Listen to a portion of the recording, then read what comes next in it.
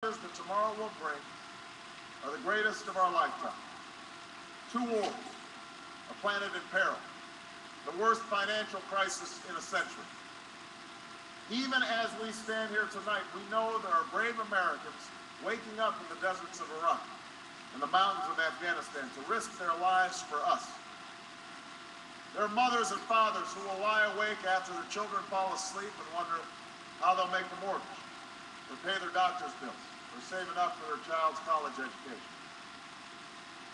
There's new energy to harness, new jobs to be created, new schools to build, and threats to meet, alliances to repair. The road ahead will be long. Our climb will be steep. We may not get there in 1 year or even in 1 term, but America, I have never been more hopeful than I am tonight that we will get there. I promise you, we as a people will get there.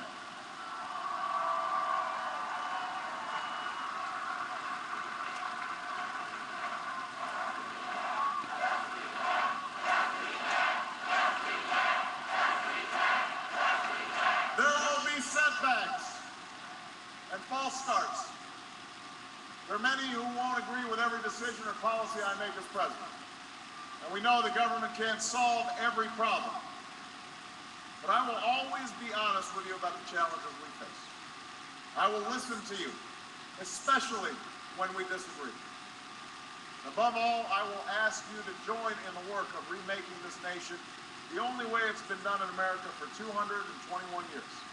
Block by block, brick by brick, calloused hand by calloused hand. What began 21 months ago in the depths of winter cannot end on this autumn night. This victory alone is not the change we seek. It is only the chance for us to make that change. And that cannot happen if we go back to the way things were. It can't happen without you, without a new spirit of service, a new spirit of sacrifice. So let us summon a new spirit of patriotism, of responsibility, where each of us resolves to pitch in and work harder and look after not only ourselves but each other. Let us remember that if this financial crisis taught us anything, it's that we cannot have a thriving Wall Street while Main Street suffers. In this country, we rise or fall as one nation, as one people. Let's resist the temptation to fall back on the same partisanship and pettiness and immaturity that has poisoned our politics for so long. Let's remember that it was a man from this state who first carried the banner of the Republican Party in the White House, a party founded on the values of self-reliance and individual liberty and national unity. Those are values that we all share. And while the Democratic Party has won a great victory tonight, we do so with a measure of humility and determination to heal the divides that have held back our progress.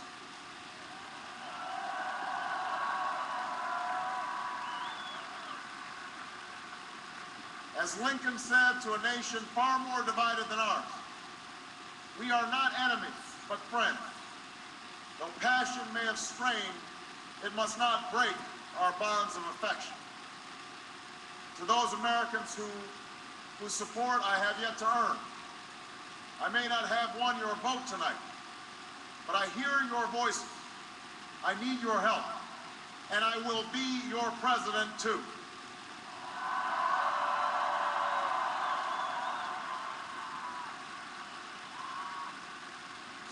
And all those watching tonight from beyond our shores, from parliaments and palaces, to those who are huddled around radios in the forgotten corners of the world, our stories are singular, but our destiny is shared. The new dawn of American leadership is at hand.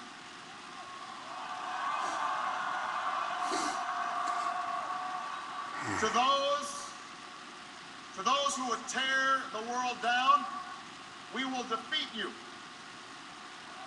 To those who seek peace and security, we support you.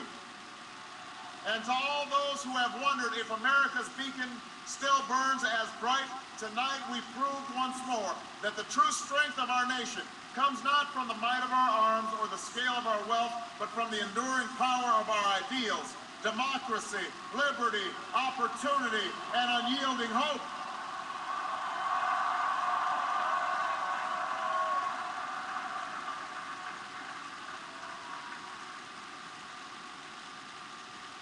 That's the true genius of America, that America can change.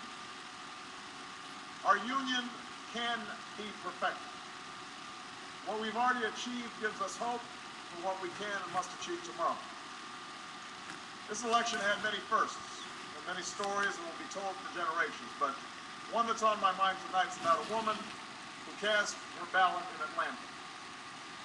She is a lot like the millions of others who stood in line to make their voice heard in this election, except for one thing. Ann Nixon Cooper is 106 years old. She was born just a generation past slavery, a time when there were no cars on the road or planes in the sky, when someone like her couldn't vote for two reasons: because she was a woman and because of the color of her skin. And tonight, I think about all that she's seen throughout her century in America. The heartache and the hope, the struggle and the progress. The times we were told that we can't. And the people who pressed on with that American creed, yes, we can. At a time when women's voices were silenced and their hopes dismissed, she lived to see them stand up and speak out and reach for the ballot. Yes, we can. When there was despair in the Dust Bowl and depression across the land, she saw a nation conquer fear itself with a new deal, new jobs, a new sense of common purpose. Yes, we can.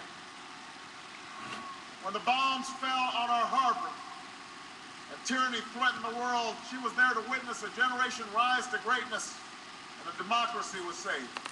Yes, we can. She was there for the buses in Montgomery, the hoses in Birmingham, a bridge in Selma, and a preacher from Atlanta who told the people that we shall overcome. Yes, we can. A man touched down on the moon. A wall came down in Berlin. A world was connected by our own science and imagination. And this year, in this election, she touched her finger to a string and cast her vote. Because after 106 years in America, through the best of times and the darkest of hours, she knows how America can change. Yes, we can. America, we have come so far. We have seen so much, but there's so much more to do. So tonight, let us ask ourselves, if our children should live to see the next century, my daughters should be so lucky to live as long as Ann Nixon Cooper, what change will they see? What progress will we have made? This is our chance to answer that call. This is our moment. This is our time to put our people back to work and open doors of opportunity for our kids, to restore prosperity and promote the cause of peace, to reclaim the American dream and reaffirm that fundamental truth that out of many we are one, that while we breathe, we hope, and where we are met with cynicism and doubt, and those who tell us that we can't, we will respond with that timeless creed that sums up the spirit of a people. Yes, we can. Thank you. God bless you, and may God bless the United States of America.